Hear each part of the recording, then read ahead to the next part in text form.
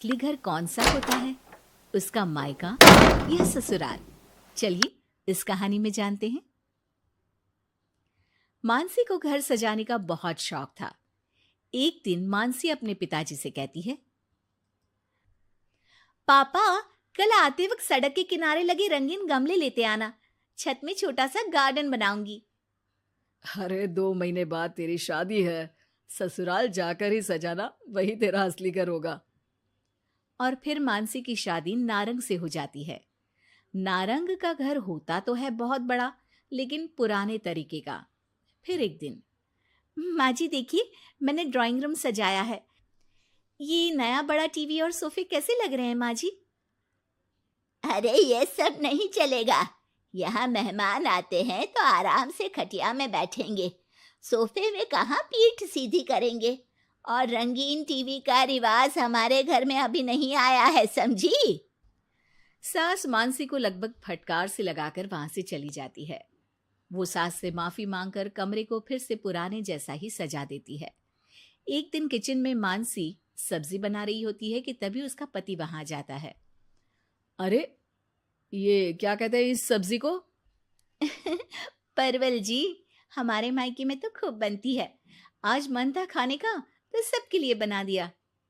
अरे खाने का मन हो तो अपने घर पर जाकर खाओ ना। अब मानसी समझ जाती है कि पिता ने उसका दिल रखने के लिए ये कहा होगा कि ससुराल ही उसका असली घर है, जबकि उसका असली घर तो उसका मायका ही है। मानसी अपना सामान पैक करके मायके जाती है, जहां वो अपना सामान अपने कमरे में रख ही रही होती है कि मानसी, ये सामान यहाँ मत रखो। ये तुम्हारी भाभी का कमरा है। तुम एक काम करो, कुछ दिन के लिए सामान मेरे कमरे में रख लो। कुछ दिन के लिए मतलब? अगर मुझे हमेशा रहना पड़ा तो माँ? अरे शुभ शुभ बोलो बेटी, हमेशा क्यों मायके में रहेगी? बेटी का असली घर तो उसका ससुराल ही होता है। मानसी को माँ की बात समझ में नहीं आती कि आखिर कौन सा घर उसका है। वो इसी उधेड़-बुन में अपने कमरे में जाती है जो शादी से पहले उसका हुआ करता था। अलमारी खोलती है कि तभी पीछे से उसकी भाभी उसे टोक देती है। अरे दीदी, ये क्या? कुछ चाहिए था क्या? मुझे बोल देती। नहीं नहीं, मैं तो बस वैसे ही अपनी अलमारी में देख रही थी, लेकिन यहाँ तो मेरा कोई भी सामान नहीं है। दीदी, अब ये अलमारी मेरी है। आपकी शादी के बाद कमरा और अलमारी दोनों ही मेरे हैं।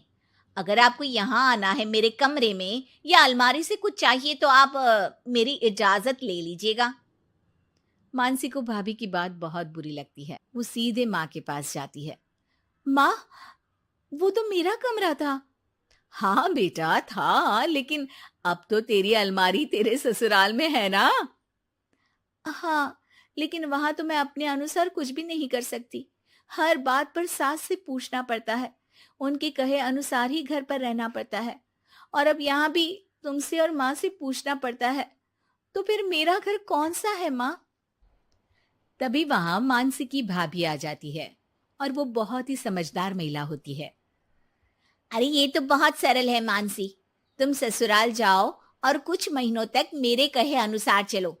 इस सवाल का जवाब तुम्हें खुद ही मिल जाएगा। भाभी उसके कान में कुछ बातें कहती हैं, जिसे सुनकर मानसी अपने ससुराल चली जाती है। अरे आज सुबह सुबह काम वाली के लिए दरवाजा किसने खोला? घर पूरा साफ, किचन भी पूरा साफ। माँ जी, आप रोज सुबह 5 बजे उठती हैं, ये मुझे ठीक नहीं लगता। इसलिए आज काम वाली बाई के लिए मैंने दरवाजा खोल दिया। थोड़ी देर के बाद मानसी ससुर के पास नाश्ता और दवाई लेकर आती है। अरे मानसी बेटा तुम। हाँ पापा, आप समय पर नाश्ता करके दवाई ले ले। मानसी पति के लिए टिफिन पैक करती है और पति को देती है। अरे मानसी, आज तो मेरी अलमारी बहुत साफ है और आज खाना भी मेरी पसंद का। क्या बात है। धीरे धीरे मानसी ससुराल वालों में सबका ख्याल रखती है, सबका ध्यान रखती है। एक दिन, ये क्या है मानसी?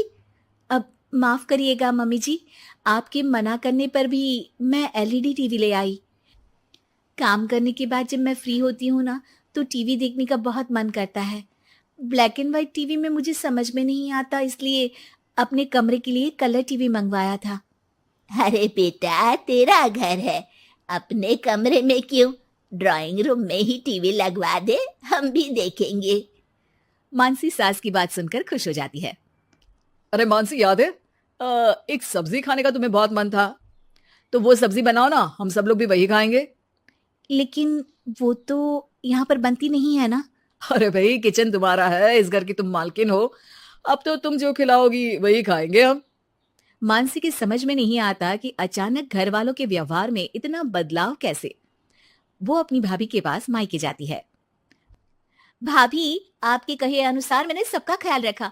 घर की हर छोटी जरूरतों को मैंने खुद पूरा किया और अब तो घर का हर सदस्य मुझे ही घर की मालकिन मानता है।